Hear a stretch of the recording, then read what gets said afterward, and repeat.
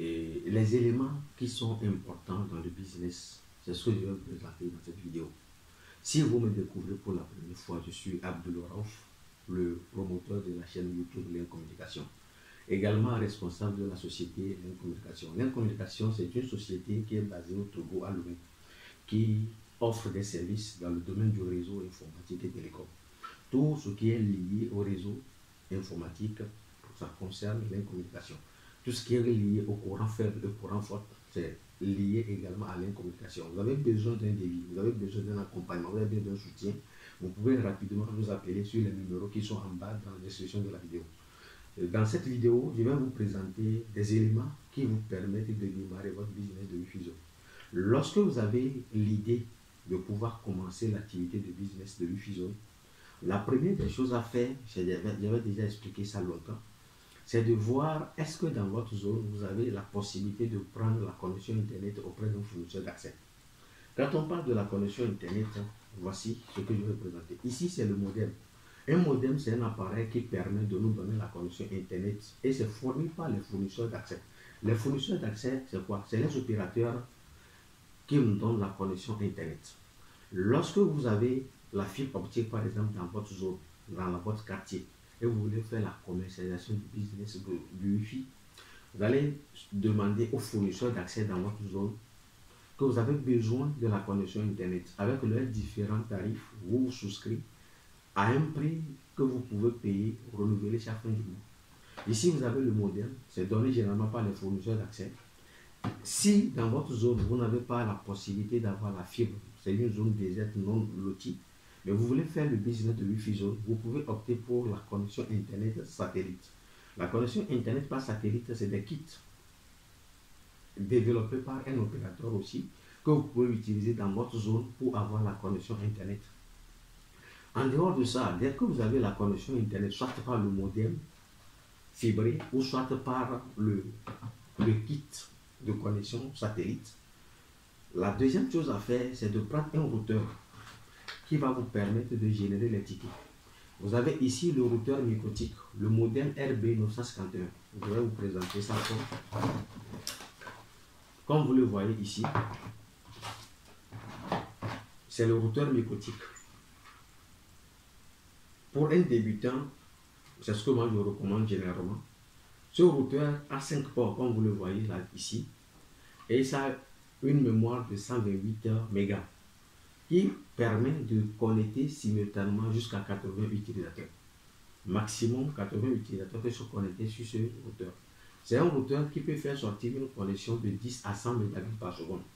Donc lorsque vous allez souscrire par exemple à une connexion de 50 mégas, de 100 mégas, vous pouvez utiliser ce modèle de routeur pour pouvoir démarrer votre activité. En dehors de ça, vous pouvez connecter jusqu'à 4 antennes pour pouvoir faire l'extension de la connexion Internet. Donc, ce routeur, déjà, vous avez le modèle du fournisseur d'accès. Vous avez le microtique qui permet de faire les tickets. Vous avez également les antennes. Par exemple, vous avez l'antenne là, puis dit le modèle AP1300. C'est une antenne qui permet de faire l'extension de la connexion Internet. Lorsque vous avez mis en place déjà le routeur microtique, il faut une antenne qui va partager la connexion dans la zone. Donc, pour que la connexion soit partagée dans la zone, vous pouvez soit utiliser des antennes omnidirectionnelles. Ce sont des antennes qui font le cercle 360 degrés sur une distance maximum de 300 mètres. Celle-ci fait une distance maximum de 300 mètres de couverture et avec un débit très intéressant. Il a un débit de 1200 mégabits par seconde. Donc, vous pouvez soit utiliser celle-ci pour pouvoir étendre la couverture de votre connexion dans votre zone, ou soit opter pour d'autres antennes. Ici, vous avez par exemple une antenne aussi qui permet d'étendre la portée de la connexion. Ce modèle s'appelle Conface 314L. C'est une antenne également que vous pouvez utiliser pour étendre la couverture de votre connexion Internet. Celle-ci peut faire 300 mètres aussi, sur une distance de 300 mètres avec un degré de 120 degrés. Vous avez un degré, 120 degrés comme champ de couverture sur une distance maximum de 300 mètres. Vous pouvez utiliser également ça. Donc, si vous optez pour l'antenne là, vous avez la possibilité de mettre 2, 3, 4, même sur votre site. En fonction de la manière dont la zone est, vous pouvez mettre jusqu'à 4 parce que Quand on prend le microtique là, comme je l'avais dit tout à l'heure, on a la possibilité de connecter jusqu'à 4 antennes là-dessus. Vous pouvez opter pour ça là et mettre 3 ou même maximum 4 antennes sur votre routeur microtique afin de pouvoir bien couvrir votre zone. Nous avons également un autre modèle d'antenne, le Tenda O3. Tenda O3, c'est une antenne également que vous pouvez utiliser pour étendre la couverture de votre connexion Internet aussi. On va essayer de la regarder ensemble. Comme vous le voyez dans le carton, c'est ça là qu'on appelle Tenda O3. Tenda O3 vous permet également d'étendre la couverture de votre connexion Internet sur une distance maximum aussi de 300 mètres. Et ça, vous pouvez l'utiliser pour pouvoir étendre aussi. Vous pouvez mettre 2, 3, 4 pour pouvoir faire l'extension de votre connexion Internet. Donc, dans cette vidéo, on va essayer de faire le récap de ce dont vous avez besoin vraiment pour pouvoir démarrer l'activité. La première des choses, c'est d'apprendre le modem du fournisseur d'accès. Ça peut être le modem fibré, généralement appelé FTTH. Vous avez la possibilité de prendre le routeur microtique aussi pour pouvoir générer les tickets. En ce qui concerne le routeur microtique, nous avons plein de routeurs microtiques. Je dis celui-ci, c'est le standard que vous pouvez utiliser pour démarrer votre activité. Lorsque vous avez constaté que soit vous pouvez gérer plus que ça, votre capacité à gérer un business dépasse le routeur microtique L251. Donc, il y a plein d'autres routeurs microtiques qui sont disponibles. On va mettre en bas dans la description un lien qui va vous permettre de voir tous les différents types de microtiques possibles que vous pouvez utiliser dans votre business. En dehors du L251, j'ai un autre ici qui est le modèle L009. Le modèle L009. Ce routeur microtique aussi permet de connecter les utilisateurs aussi. Vous voyez le modèle L009. C'est celui-ci qu'on appelle L009. Celui-ci a 8 ports gigabits. Vous voyez? Donc avec ce routeur-là, vous pouvez connecter jusqu'à 7 antennes là-dessus. Vous pouvez connecter sur les ports directement jusqu'à 7 antennes là-dessus. Et ça a une capacité très grande de sauvegarde des données. C'est un microtique très développé que vous pouvez utiliser dans votre business aussi. Soit, si vous ne pouvez pas utiliser celui-ci, vous pouvez utiliser ça.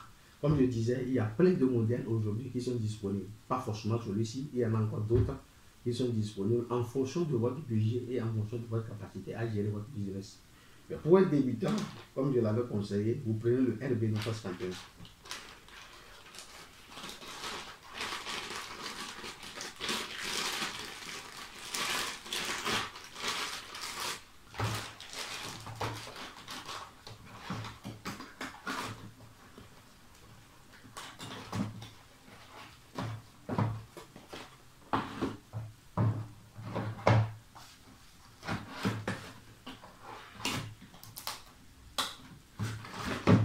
Donc ici, vous avez le routeur microtique, vous avez l'antenne et vous avez le fournisseur d'accès. Le fournisseur d'accès, là, vous devez souscrire à un fournisseur d'accès qui est dans votre zone. Vous faites la démarche là-bas pour voir auprès des opérateurs, le fournisseur d'accès, celui qui peut vous donner la connexion Internet. Maintenant, c'est en ce moment, après avoir pris la connexion, que nous on intervient avec le routeur microtique, avec l'antenne, que ce soit directionnel ou bien l'omnidirectionnel. Donc, si vous avez bien suivi la vidéo, lorsque vous avez eu le besoin, vous devez d'abord vérifier dans votre zone si c'est possible, il y a la fibre. S'il n'y a pas la fibre, vous optez pour la deuxième possibilité qui est de prendre une connexion par satellite. Vous demandez auprès des fournisseurs également s'ils ont un moyen pour vous donner la connexion par satellite. S'il n'y en a pas, vous pouvez nous contacter, on va essayer de gérer l'accès à la connexion Internet par satellite pour vous.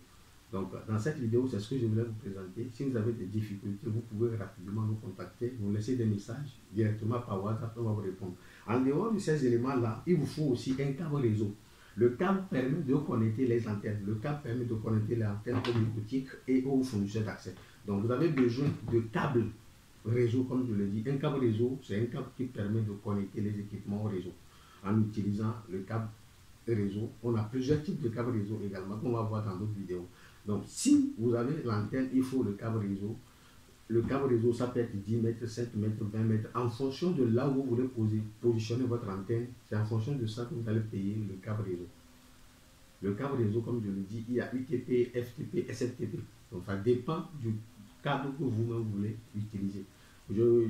je ne vais pas privilégier un cas par rapport à l'autre ici, mais si vous avez le besoin, n'hésitez pas peut-être à nous demander en commentaire. On va essayer de vous répondre également. Donc je pense que c'est tout ce que je vais dire dans cette vidéo. On va faire d'autres vidéos également pour voir dans quelle mesure